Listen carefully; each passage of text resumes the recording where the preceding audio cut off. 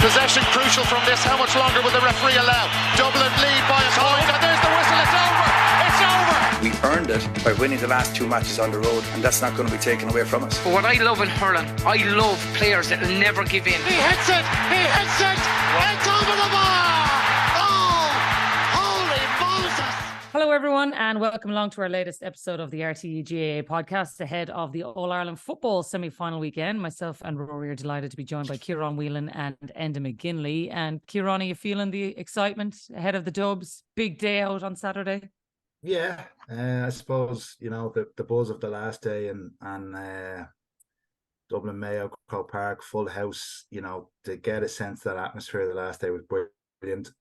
Sell out again this weekend. You know, Monaghan coming down the road, you know, being written off probably in all quarters.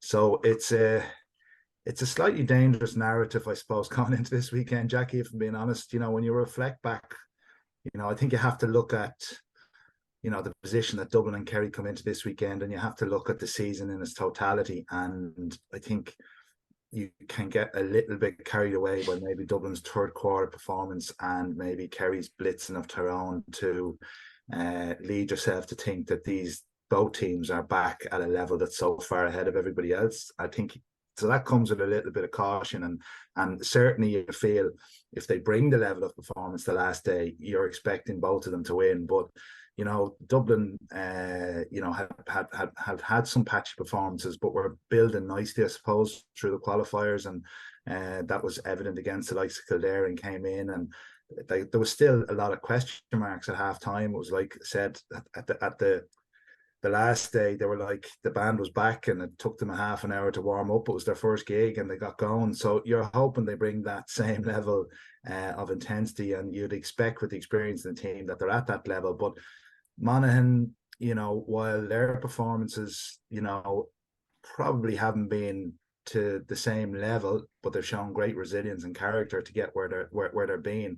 They don't have any scars against this Dublin team, I suppose, like other teams the last few years, but quite successful against them in the league. So, yeah, it's very hard to see a way for Monaghan to win, but Dublin certainly can't go into this with their eyes closed either. I think that's the funny part, Enda, right? I see loads of people writing Monaghan off. I'm hearing loads of former Monaghan players saying, I can't believe you're not giving us a chance. And then you're looking at their league record and saying, well, sure, why would they have any fear against Dublin? They've beat them the last 4 times. It's the championship, though, that makes you have a bit of fear. When you look at the last 2 outings, they've been beaten by double digits. I think that's where the fear is coming from, that maybe that's why people aren't giving Monaghan a chance here.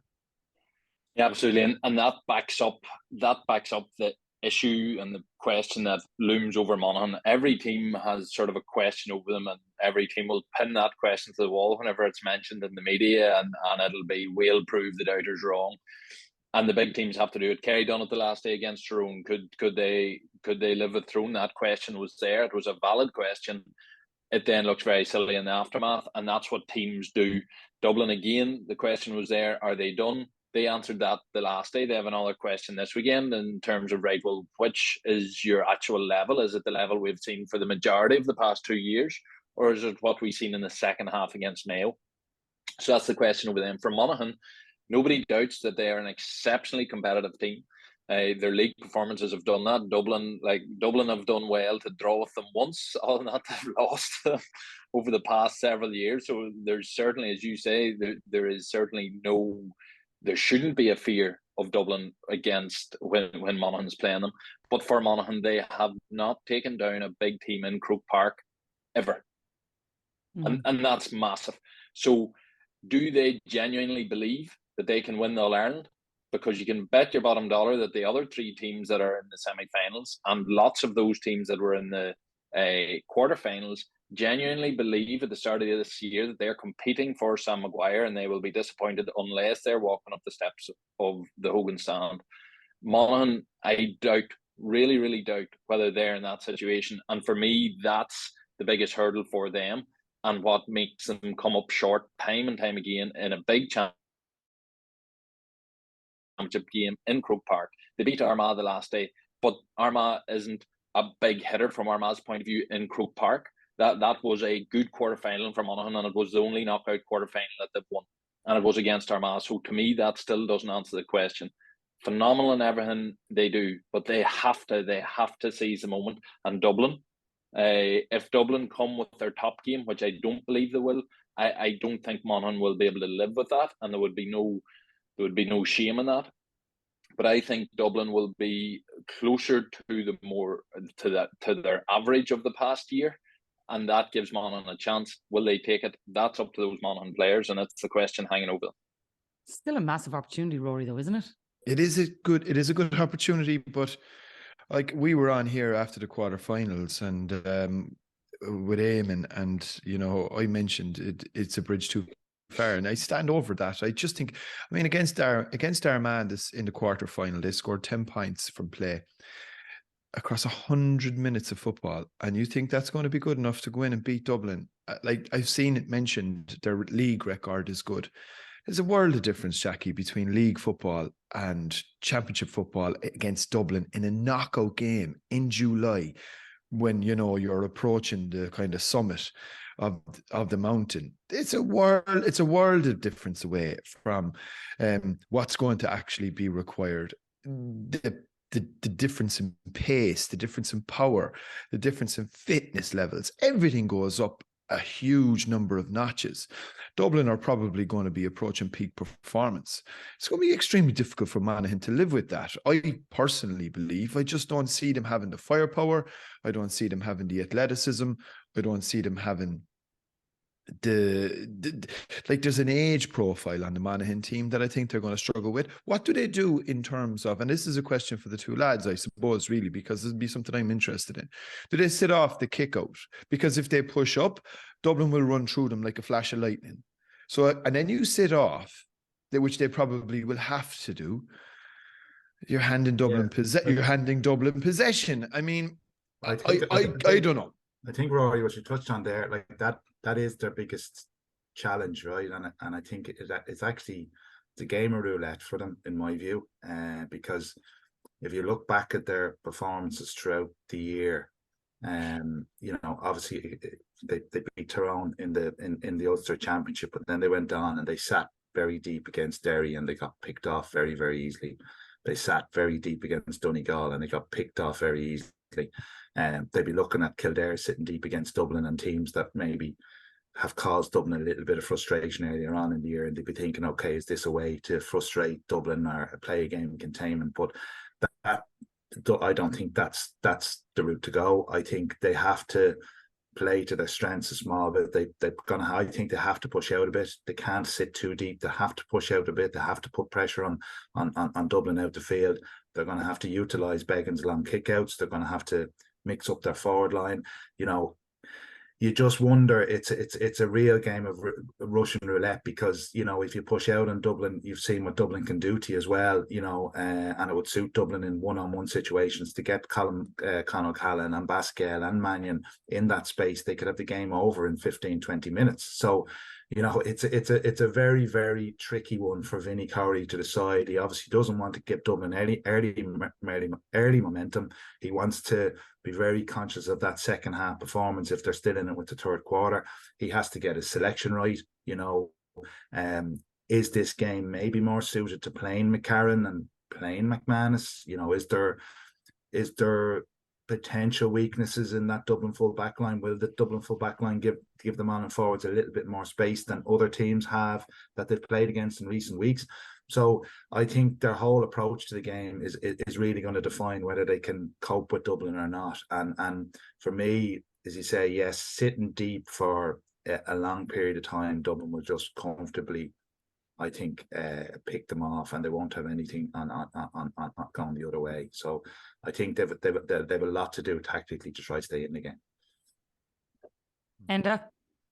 Yeah, for me, it's Armagh, I think, fell into Monaghan's hands, and that they played a type of game and a pace of game that Monaghan enjoyed. I think we've seen the two sides of it very neatly in the Tyrone Championship game, where Tyrone came out very fast, real electric sort of attacking style in the first half, and had Monaghan in all sorts of bother. Tyrone came out then in containment mode in the second half, and Monaghan suddenly got comfortable, played at a pace in the game, and then were able to inject pace when they decided it through the likes of Carl O'Connell in the second half, and then caused Tyrone lots of bother. So for me, it's how much Dublin dictate the terms of this game. I think for Dublin, it's exceptionally hard for them to get into the same mental frame that they were for against Mayo. Why do you think that? Is it purely because of the opposition, or surely the stakes are massive here? The stakes aren't so big when you have about 6-7 All-Ireland medals in your pocket, and you're. I would argue though. Sorry, on that Enda, given that they aren't the current All-Ireland champions and the pressure on them to deliver something, I would still say there's a fair amount of hunger. No, I'd agree. I said, I think on an earlier podcast, that for me, I would almost imagine that this All-Ireland will mean more to Dublin, or for many of those Dublin players, it'll feel sweeter. It'll mean more. They'll feel as if they've proven more than maybe numbers 3-4 in their in that 6 in a row run.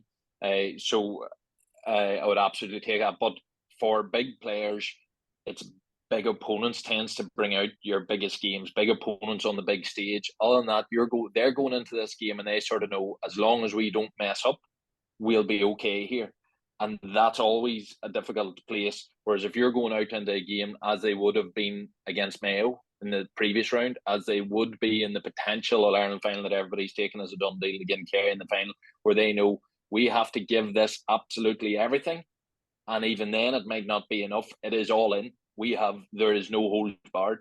This isn't that game for Dublin. And I think that change in psychology is massive. And it gives Monaghan the chance. Dublin haven't, even in the games that they've won comfortably this year, in the majority of them, bar maybe the Laois game, they haven't put teams to bed early. They've sort of started off. And Dublin, even in their 6 in a row run, traditionally they sort of used the third quarter to really step on the gas, and certainly look, it was effective against Mayo. But that's exactly what Monaghan will want. Monaghan will want to stay in the game. They'll want to ride out that third quarter, and if Monaghan can get it down to the final 15 minutes, they'll be delighted, and they will be so hard to put to bed at that stage, because Monaghan are coming into this game very much with, we have to give this absolutely everything, and then maybe we might be in with a chance. That suits Monaghan's mentality. But so from a performance level, if Dublin don't come out and set the tone in this game, go really hard and fast at Monaghan, I think they can give Monaghan that chance that Monaghan are living on. But the boys are right.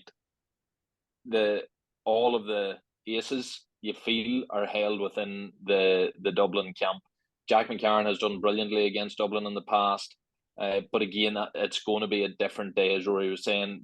Championship days in Croke Park are going to be different, a different intensity, so they'll look to shut him down. You just feel Dublin have too much, but their mentality and their approach can either make this easy for themselves or make this potentially tricky. One of the things as well that they've often asked, and you've seen this with some of the Monaghan personalities in the media, don't patronise us. And I think it would be a mistake to do that. I think you shouldn't probably patch, because nobody has as much respect. I mean, the respect, you couldn't but have respect for what Monaghan have achieved. But you do have to be... Sorry, Enda, go on.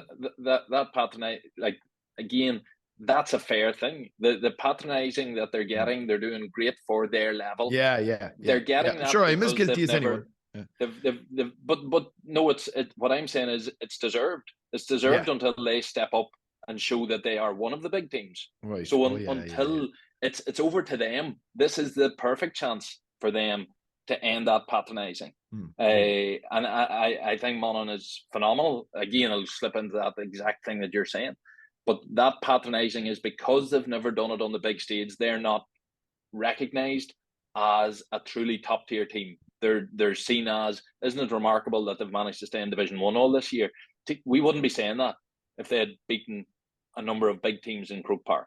Yeah. And so it's on them to prove everybody else wrong. And this is the perfect opportunity. And the other thing is, you have to bear in mind, you're talking about a team, okay, it has changed, we'll say, but they've lost 2 championship matches in the best part of 10 years. Kerry and Mayo are the only teams that have managed to go in here and turn Dublin over. This is a massive, massive challenge for Monaghan, and I think it shouldn't be forgotten. And I think I heard Paul Flynn mention, and I think it is actually important if Dublin are looking for areas to, little clutches to little crutches to cling to and something to go. I think Dublin spent Division 2 courtesy this year. That's right. Courtesy of Monaghan, if I'm not mistaken, isn't that right? Yeah. So look, like they asked to not to be patronised. Let's not, and let's just call it for what it is. They've beaten, I think, Clare and Kildare to get to a semi-final. They're not going to beat Dublin. Yeah. Yep. Listen, that is a fair place that you both have put it. I still do think, Ciarán, the lads are right. Dublin can't take that attitude. They still need to say, we need to, for themselves more than anything else. Like, I think the performance the last day is the first time we've seen the real Dublin this year. So if Enda is right and we're not going to see the real Dublin again on Saturday, then that is a fear for them. Yeah, it is a fear. But I suppose when you reflect back, and I think that there's a couple of sides to this, Jacqui, in that they've massive leadership within the group, and they have that ability to be able to up it a couple of gears when they have to. And I think they showed that particularly the last day. They would have went in at halftime not very happy with their performance. There was a lot of aspects of their play that they were struggling with, but they were still a point ahead in a very strange fashion.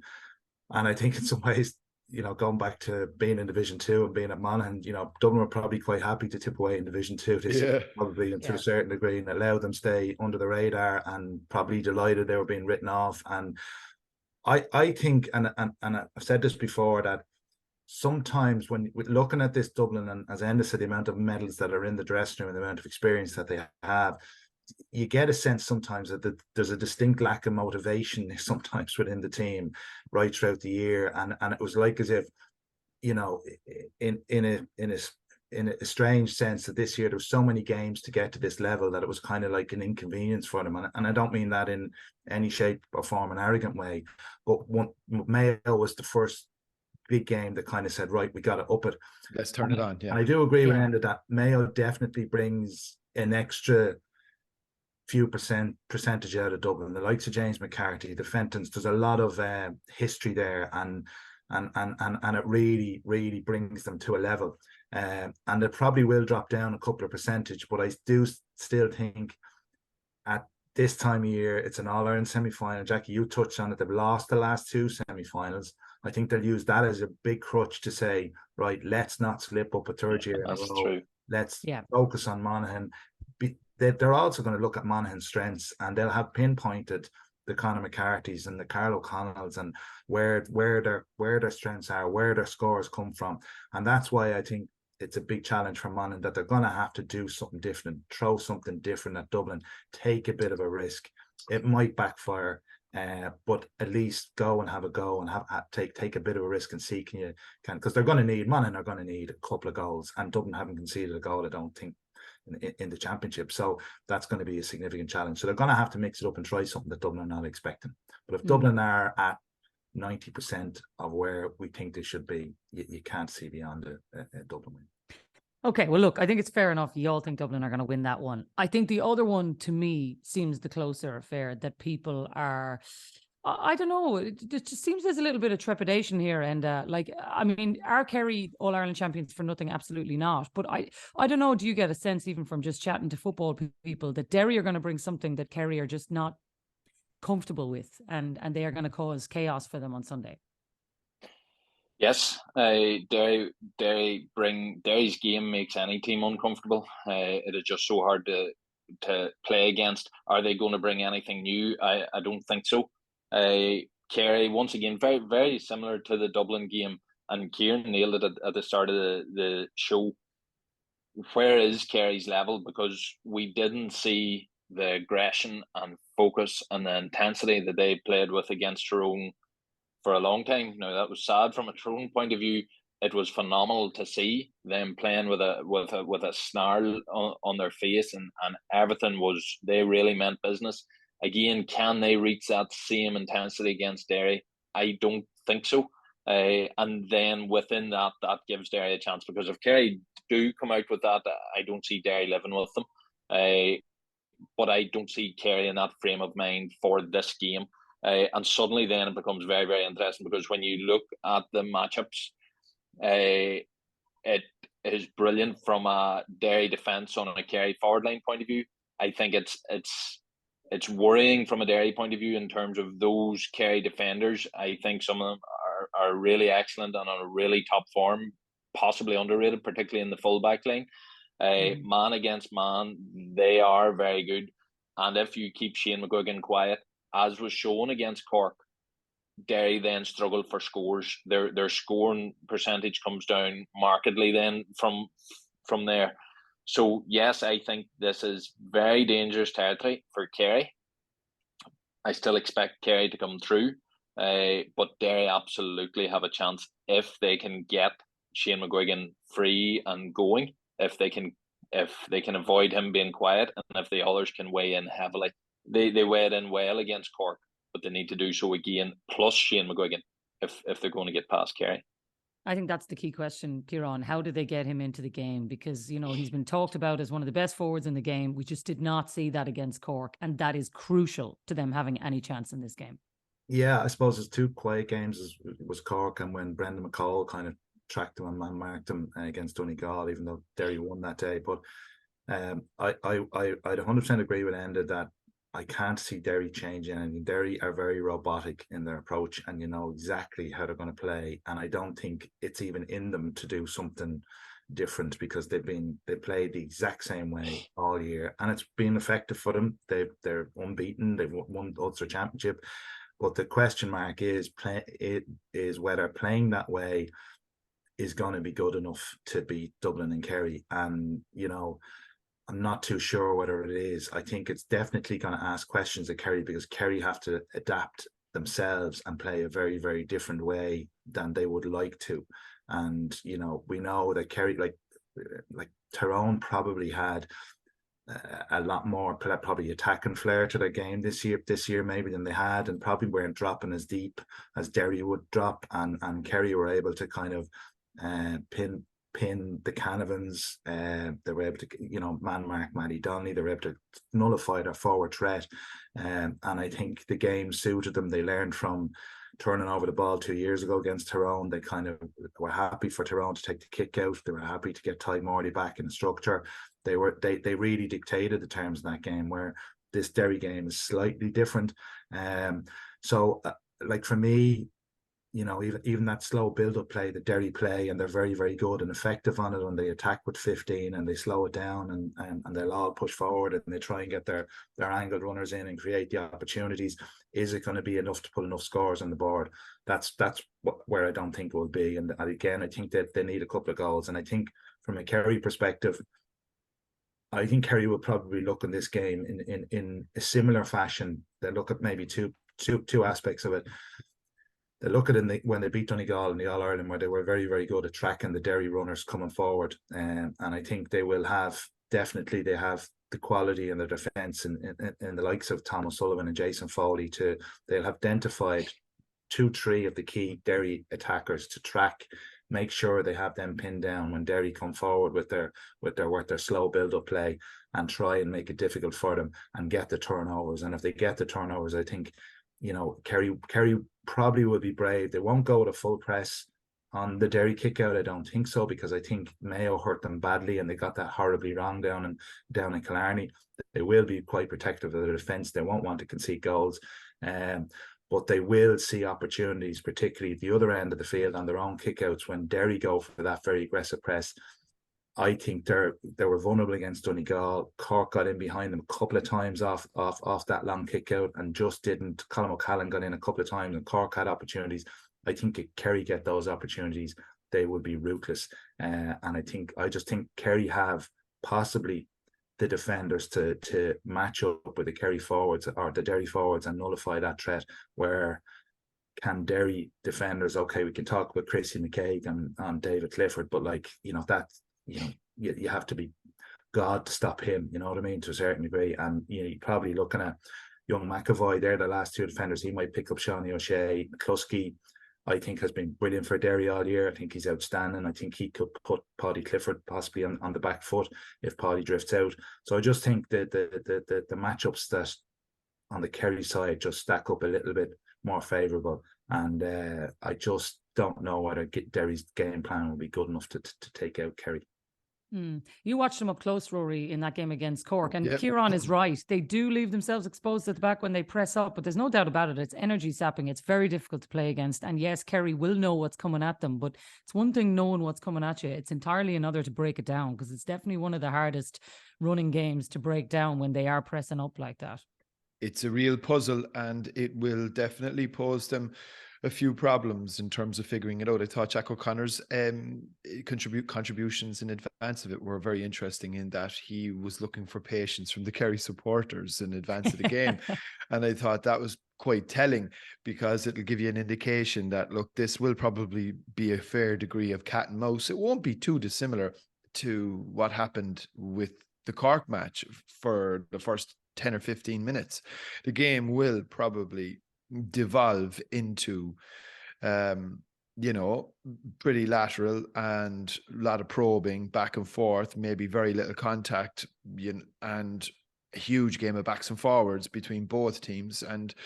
But the big difference, I think, ultimately will be it'll largely come down to execution, where Cork probably didn't really have that final third execution and that sort of quality up front. Kerry certainly do, as we know. Couple of side plots. I think it's quite interesting that Joe McQuillan was appointed to this game, given he was over the quarter-final involving Derry. Thought that was quite interesting. And the other issue that I thought was interesting was there seems to be very little uptake in terms of supporter tickets. I think the crowd that's expected from Kerry is supposedly expected to be extremely small. Derry will probably bring a big crowd, in fairness, and they've been well supported all year. But to the game itself, look, I think it may go to the heart of all of the things that could potentially be wrong with Gaelic football. I often find with Gaelic football, again, interested lads' views, Gaelic football to me, I love it, right? It's nearly a brilliant game.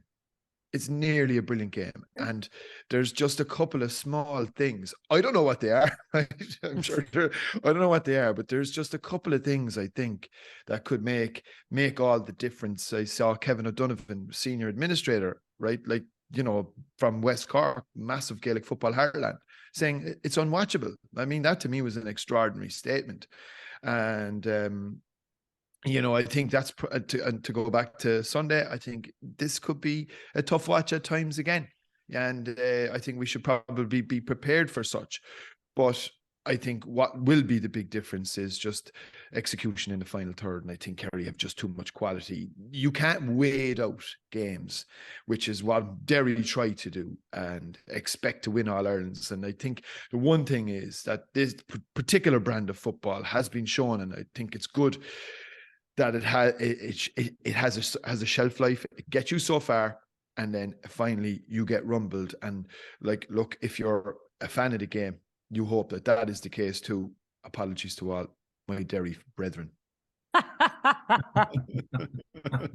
This is nothing that they're not used to hearing from you anyway. To be fair. Bring back the beautiful game, But look, to be fair, if we got an All-Ireland final between Kerry and Dublin, everything would be right in the world again then, Rory, because, I suppose when you've had those days when it's been magical for a few days in the year, everybody says, I love this. It's a very good point. I mean, like, the thing is, you're kind of, again, I don't want to be dismissive, Whelan, but you're nearly saying, these two semi-finals, you're just saying, okay, let's tolerate them. Right? There's nobody really looking forward to the two semi-finals, which I think is a bit of a pity. Let's tolerate them, because as long as we get Dublin Kerry out the other side and we have a good finish to the year, all will be rosy. Am I being unfair? No, but I think on Jacqui, you're right in that. But I think the more broader point that Rory was kind of making, or probably Kevin O'Donovan making, is that, and we've been watching, I'm sure Enda's the same, we watched a hell of a lot of games this year, 5 or 6 every weekend, and like you can probably count on two hands the number of really games where you kind of got the edge of the seat and you said, this is riveting stuff, and that was a super game, and that's been happening for years. And listen, it's it's a game of containment. The nature of it. That's the way the game's evolved over the last 10 years, and the coaching levels are getting better. It's all about possession of the ball. It's all about not giving turnovers. It's all about putting the ball dead. The build up has become a lot slower. A lot of teams are playing a slower game. Some teams want to play a fast game and have been handed their backsides to them at times. So it's a very, very tricky one. But like, I think we all accept broader issues with the game of Gaelic football as a spectacle, and we do, as much as we don't want to be whinging and moaning every year, we want to see more of a spectacle. But Ciarán, right? The teams that play what you're saying, the teams that want to play fastball, ball in hand, 15v15, let's go for it, are the teams that are winning All-Irelands. Dublin, Kerry, Mayo are in finals. Dublin 6 in a row. They were the biggest keep ball merchants in the game. They were the ones. But it was attacking football, though. It wasn't sit back and sweepers. Kieran Kilkenny. Backwards pass, lad. The man covered about 15 games. The problem was Dublin came up with that because the blanket defence. Exactly. Well, they were one of the teams that came up against. They were the first ever team that I came against that gave us the kick out. First ever time. We were not great in midfield. Ciarán will admit, Tyrone were always happy to win 50-50. We came away from the first time Dublin beat that Tyrone team of that era, they give us the kick out. We won 100% of the kickouts. Our kickout stats were never anywhere close to that. So they conceded the kickout and sat back. That was the first time I played against that system. Now, Donegal then got obviously rumbled Dublin, and Dublin then came back with the reality that when playing against the blanket defence, you have to keep ball. And ever since that, possession has become the ruling edict of Gaelic football. Because if teams are sitting back, they're looking to counter-attack against you. The rule changes that are being proposed are to try and hamstring the team that are in possession by forcing them almost to kick into the crowded defence and so avoid these prolonged phases of possession. It is the blanket defence is the issue here, but Dublin were the team that came up with the fact that possession football rules the roost. And that's where we get into the sort of the horrible phases of game. It's whether you're going to attack.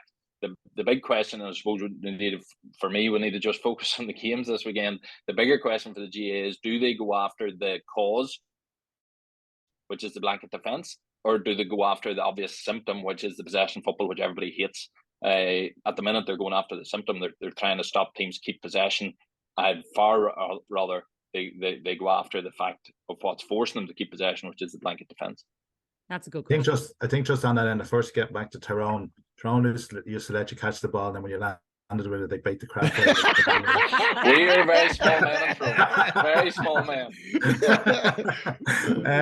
But no, I think, in terms of Dublin, again, I spoke about this a couple of weeks ago. When Dublin won the All-Ireland in 2013 and Jim Gavin had just taken over, they were playing swashbuckling football. They were playing all front foot attack and moving the ball quickly. They were leaving themselves exposed at the back, but they were good enough. They believed in themselves.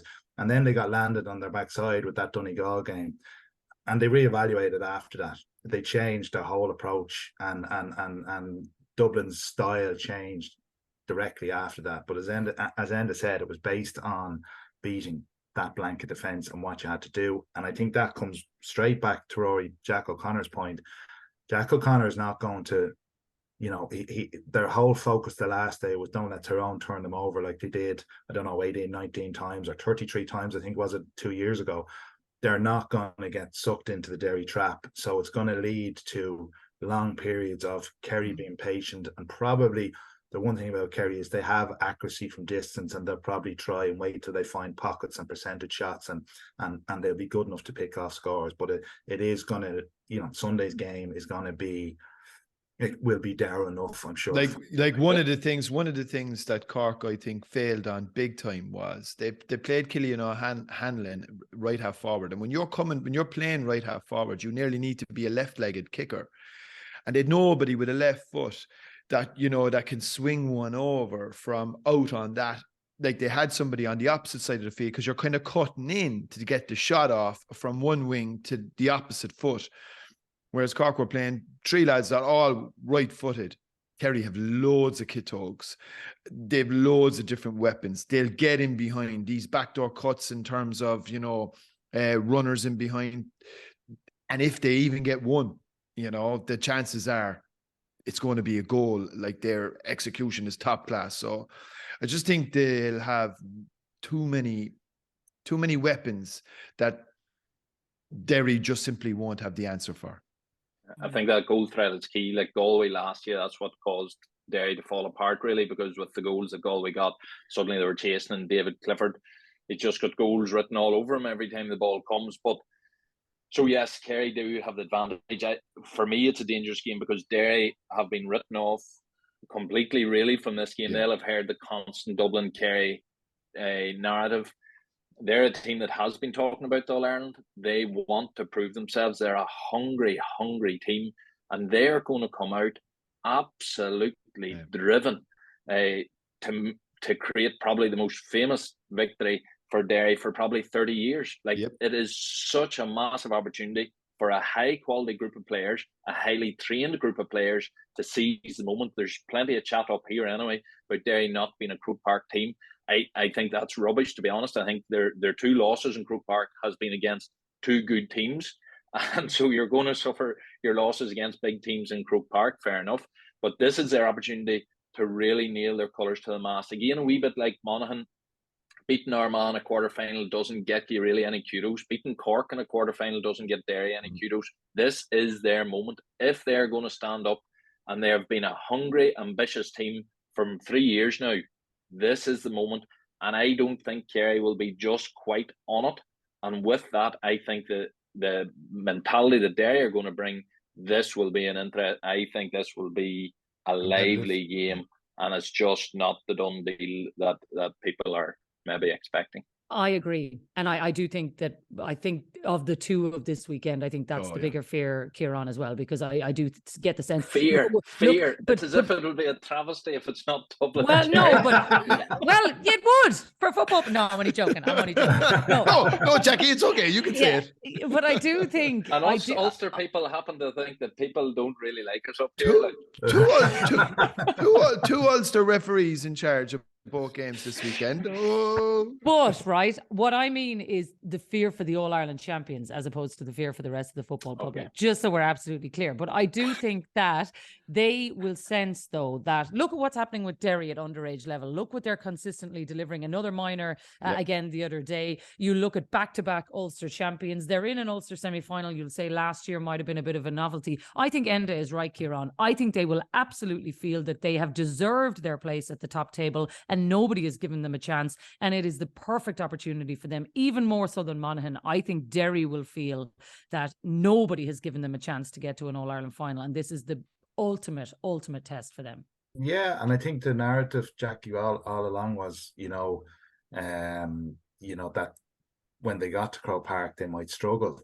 People were looking, probably overreading too much into that Galway game last year, when they went behind and they were forced to chase it. But they've been the most consistent team all year. If you look back at all the performances, and we look back at Kerry's performances, their patchy performances earlier on in the year, Cork, the Mayo game.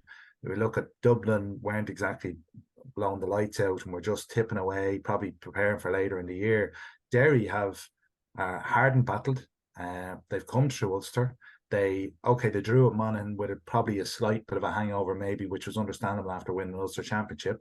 But they've been very, very comfortable. And you felt the last day against Cork, while it mightn't have been their best performance, you always felt there was another gear or two there. They were always comfortable. They're always quite comfortable. You never felt they were under threat or the game was under threat.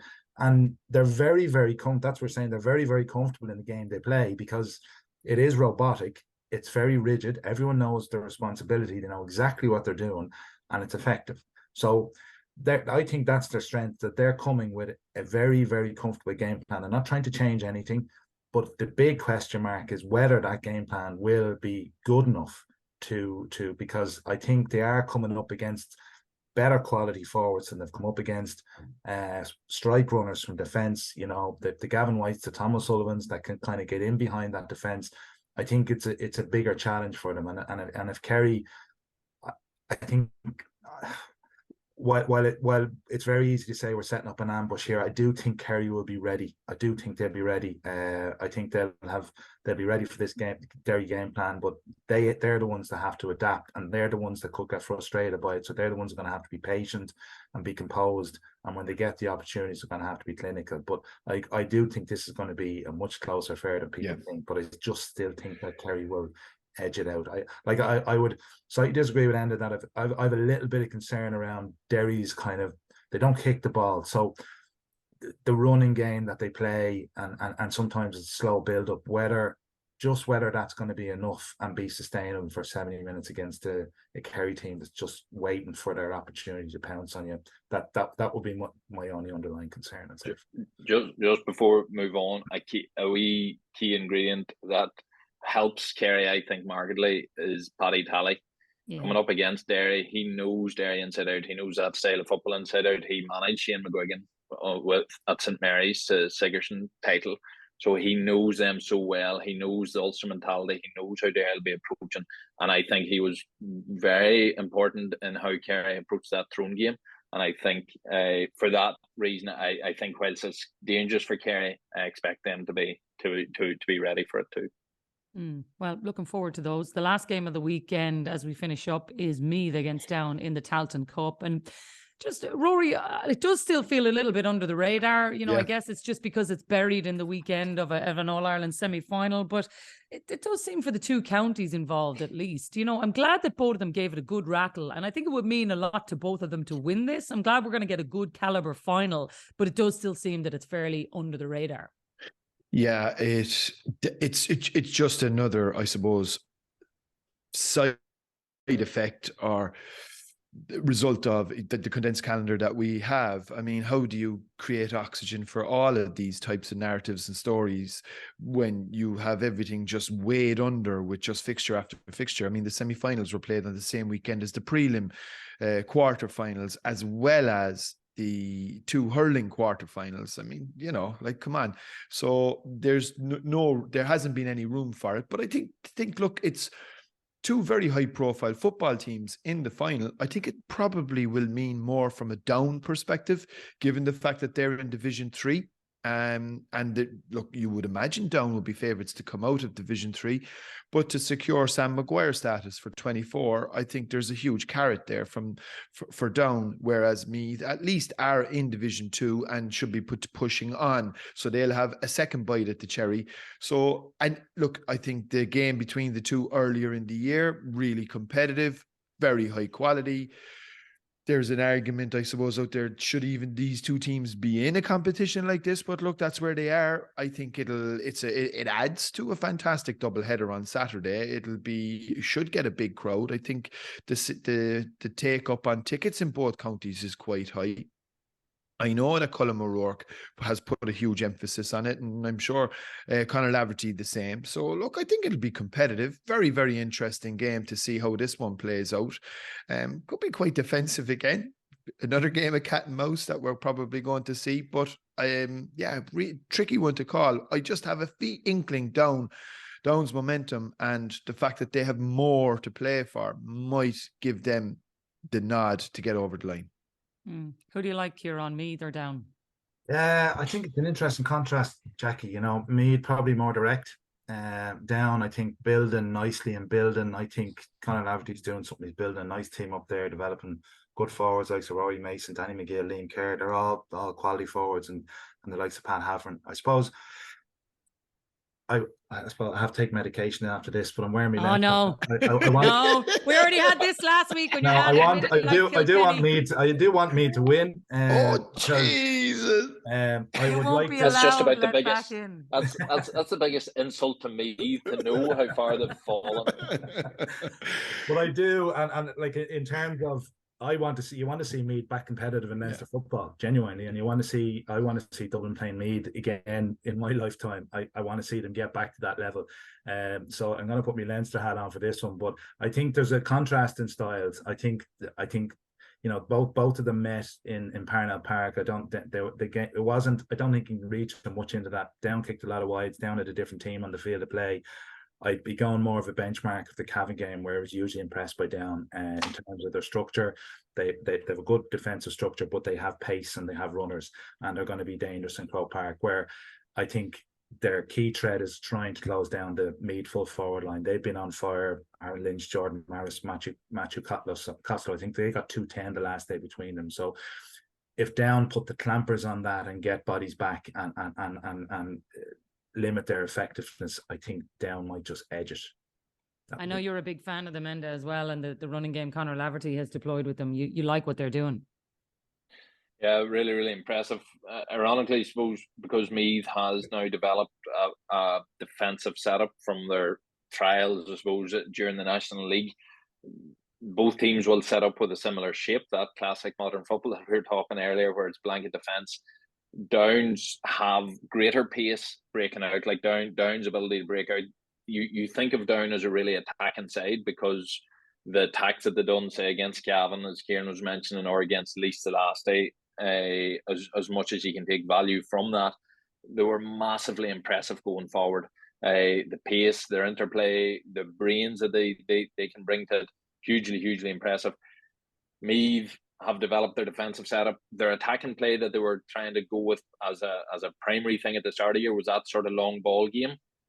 That becomes less effective whenever you're trying to break out from a blanket defensive position, because you're less in position and men are more isolated up the pitch, so it does tend to lend itself to more of a running game.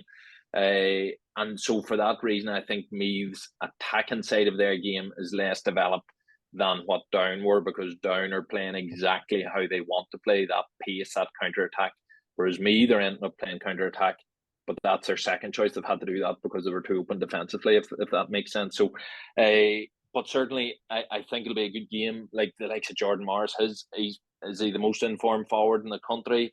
319 in the Tailteann Cup, like it's phenomenal scoring. And the last day against Antrim, like they would have been well aware of his threat coming into that, and he's still done well against Antrim. The disparity in the two semi-finals that both teams had, I think, is important. If you're the manager, you want how Meath came through. Tough game, challenged.